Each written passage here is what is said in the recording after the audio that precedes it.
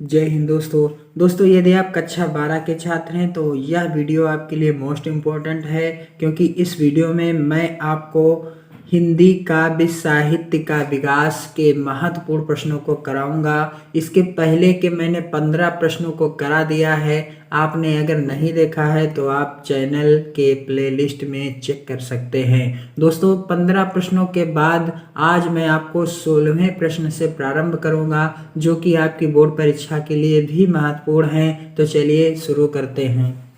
दोस्तों आपने इसके पहले के वीडियो में प्रश्न संख्या 15 तक देख लिया है और आज इस वीडियो में मैं आपको 16वें प्रश्न से प्रारंभ कर रहा हूं।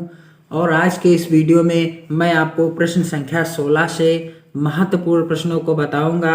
ज्ञानाश्रयी काव्य धारा के कवि नहीं हैं। विकल्प हैं दोस्तों कबीरदास, मलूकदास, नंददास या रैदास। तो राइट आंसर क्या हो जाएगा? ज्ञानाश्रयी काव्य धारा के कवि नंददास नहीं हैं, बाकी कबीरदास, मलूकदास और रैदास ज्ञानाश्रयी शाखा के कवि हैं। अगला प्रश्न है दोस्तों, कौन सा कवि प्रेमाश्रयी शाखा से संबंधित नहीं है? और यह प्रश्न आपकी बोर्ड परीक्षा के लिए भी महत्वपूर्ण है। और विकल्प है दोस्तों जायसी, मंझन, चंदबरदाई, कुतुबन। तो राइट आंसर क्या हो जाएगा?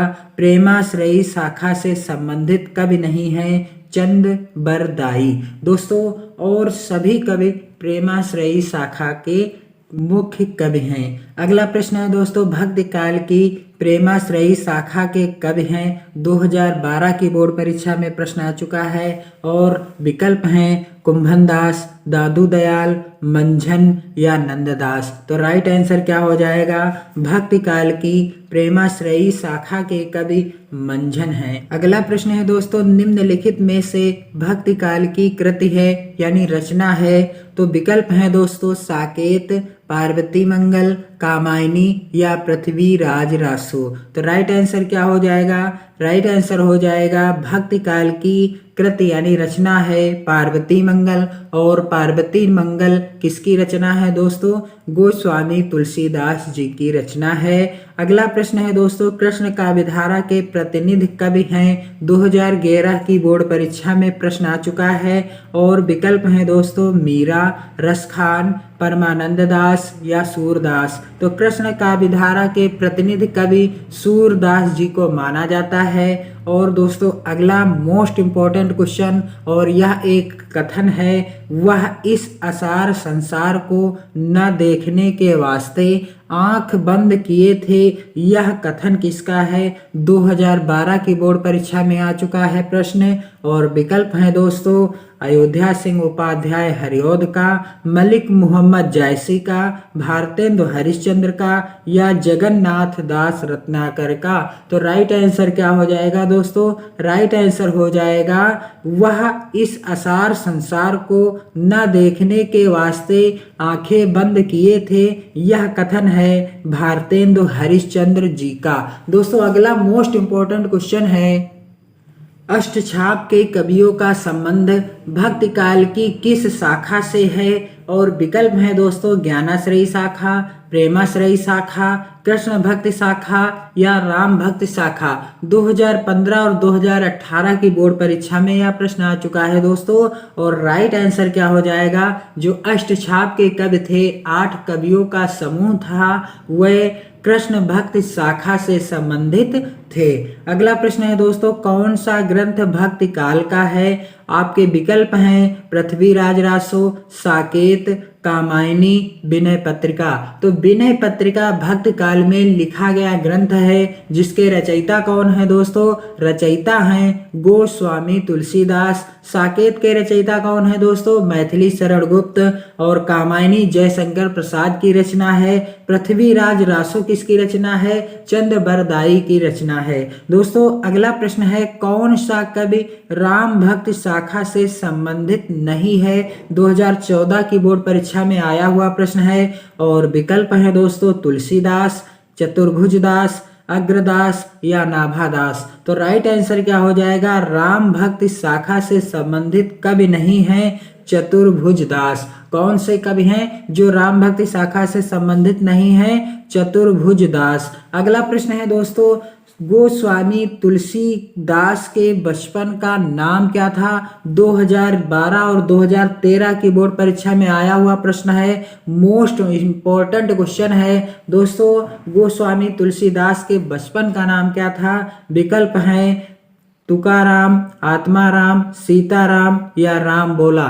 तो कहते हैं गोस्वामी तुलसीदास का जब जन्म हुआ तब वे रोए नहीं, बल्कि उनके मुख से राम का नाम निकला, इसलिए इनके माता पिता ने इनका नाम क्या रख दिया?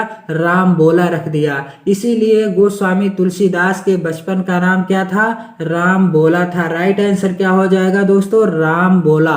अगला प्रश्न है, सूकर खेत नामक स्थान संबंधित है। 2012 और 2014 की बोर्ड परीक्षा में आया हुआ प्रश्न है और विकल्प है दोस्तों कबीरदास से, नंददास से, तुलसीदास से या सूरदास से। तो राइट आंसर हो जाएगा दोस्तों सूकर खेत नामक स्थान तुलसीदास जी से संबंधित है, क्योंकि कुछ विद्वानों का मानना है कि सूकर खेत में गोस्वामी तुलसीदास का जन्म हुआ था। अगला प्रश्न है, रुनकता नामक स्थान किससे संबंधित है? और यह प्रश्न भी आपकी बोर्ड परीक्षा 2013 में पूछा गया है। और दोस्तों विकल्प हैं जयशंकर प्रसाद, सूर्यकांत त्रिपाठी निराला, कबीर या सूरदास। तो रुनकता नामक स्थान किससे संबंधित है? सूरदास जी से संबंधित है। अगला प्रश्न है दोस्तों, बसुआ गोविंदपुर में जन्म हुआ था। विकल्प हैं रत्नाकर का, सूरदास का, रामधारी सिंह दिनकर का या बिहारी का। और यह प्रश्न भी 2014 की बोर्ड परीक्षा में आया हुआ है। और राइट आंसर क्या हो जाएगा? राइट आंसर हो जाएगा बसुआ गोविंदपुर में बिहारी लाल का जन्म हुआ था। किसका हुआ था? बसुआ गोविंदपुर, ग्वालियर के निकट बसुआ गोविंदपुर में बिहारी लाल का जन्म हुआ था। अगला प्रश्न है दोस्तों, कृष्ण काव्य धारा के कवि नहीं हैं। और यह प्रश्न मोस्ट इम्पोर्टेंट है, क्योंकि यह आपकी बोर्ड परीक्षा 2013 और 14 में आया हुआ है। विकल्प है नंददास, चतुर्भुजदास, सूरदास, लालदास या नाभादास। तो राइट आंसर क्या हो जाएगा?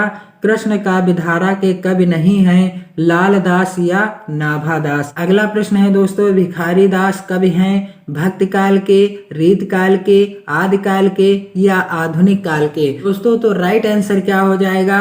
राइट आंसर हो जाएगा भिखारी दास रीत काल के कवि हैं। 2012 की बोर्ड परीक्षा में प्रश्न आया हुआ है। दोस्तों अगले वीडियो में मैं प्रश्न संख्या 31 से आपको बताऊंगा महत्वपूर्ण प्रश्नों को। तो दोस्तों इन प्रश्नों को आप नोट कर लीजिए, 1 से 2 बार रिवीजन कीजिए, पढ़ते रहिए, मस्त रहिए, खुश रहिए और अपना और अपने परिवार का ध्यान रखिए। जय हिंद।